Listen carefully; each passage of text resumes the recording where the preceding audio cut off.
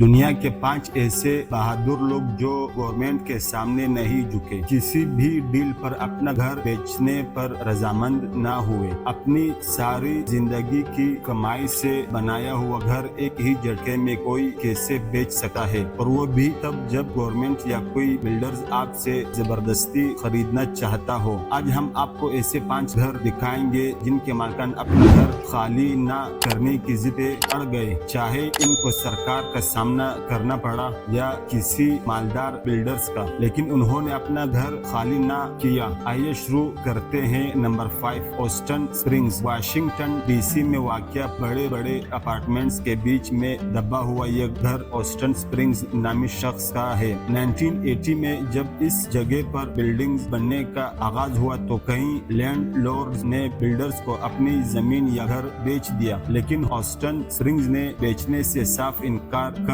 दिया। ऑस्टन का मानना था कि बिल्डर्स इसकी जगह की सही कीमत नहीं लगा रहे। जब ऑस्टन को इसकी मुंह मांगी कीमत ना मिली तो इसने इस जगह पर पिज्जा शॉप खोलने का प्लान बनाया, लेकिन हुआ कुछ यूं कि ऑस्टन बैंक का कर्जदार हो गया और इसको अपना ये घर आधी कीमत पर बेचना पड़ गया। ऑस्टन ने ये घर एक बिल्डर्स को $7,50,000 में बेच दिया, जबकि वो $15 लाख की मांग कर रहा था। Number 4, Young. पहली बार देखने से ऐसा लगता है कि शायद यहाँ पे जलजला आया हो, लेकिन इस 3 मंजिला इमारत के मालिक येंग ने इसको बेचने से साफ इनकार कर दिया था। चाइना की बढ़ती हुई आबादी के पेश नजर जिस जगह ये घर मौजूद है वहाँ चाइनीज गवर्नमेंट को एक हाई टेक इंडस्ट्रियल पार्क बनाना था, यानी कि घर के पड़ोसियों ने तो गवर्नमेंट के आगे हार मान ली, लेकिन येंग ने चाइनीज गवर्नमेंट को कोर्ट ले गया। सरकारी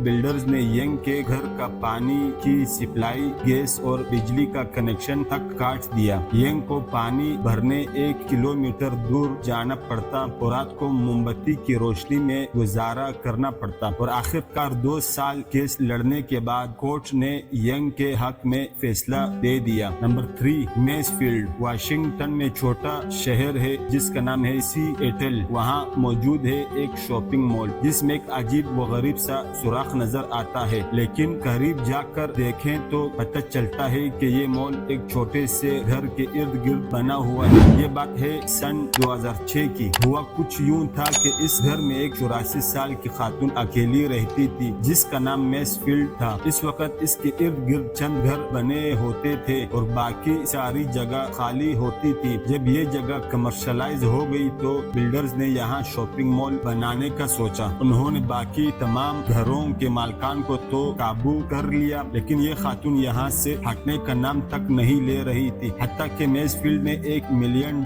की पेशगी की कीमत ही चुकरा दी। बिल्डर्स ने बूढ़ी खातून को मजीद तंग नहीं किया और इसके इर्द गिर्द शॉपिंग मॉल तामीर कर दी, लेकिन हुआ कुछ यूं 2 ही साल के बाद वो बूढ़ी खातून मेसफील्ड गुजर गई। इसकी वसीयत खोली गई तो इसमें लिखा था कि मेरा ये घर बिल्डर्स को गिफ्ट कर दिया जाए। बिल्डर्स ने इसके घर पे कब्जा नहीं किया और ना ही इस पे कोई मॉल खड़ा किया, बल्कि आज भी वो घर बिल्डर्स ने मेंटेन किया हुआ है। बल्कि ये मेसफील्ड हाउस इतना फेमस हो चुका है कि लोग अब इसके साथ सेल्फीज लेने आते हैं। नंबर 2, लो बाउजेन। एक बिल्डिंग का टूटा हुआ हिस्सा एक नए रोड के बीच में खड़ा गाड़ियों का रास्ता रोक रहा है। इस बिल्डिंग में कई फ्लैट्स हुआ करते थे, जिसमें से एक फ्लैट में एक बूढ़े मियाँ बीवी रहते थे। जब गवर्नमेंट को यहाँ पे एक रोड तामीर करना था तो बाकी सारे लोग पैसे या मुतबादिल जगह लेकर फ्लैट छोड़ गए, लेकिन लो बाउजेन और इसकी बीवी सरकार की तरफ से दिए जाने वाले मुतबादिल फ्लैट से मुतमिन ना हुए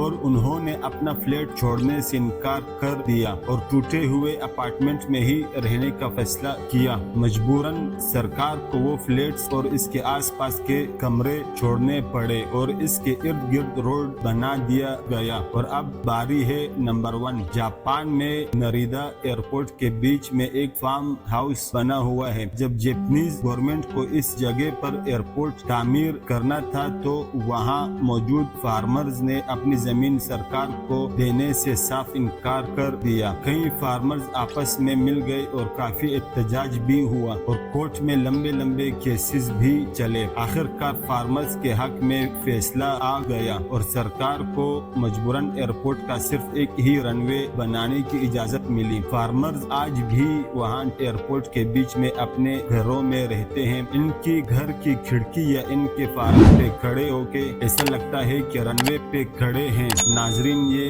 वो ममालिक हैं जहाँ की कौमें जिंदा दिल हैं और अदलिया इंसाफ पसंद।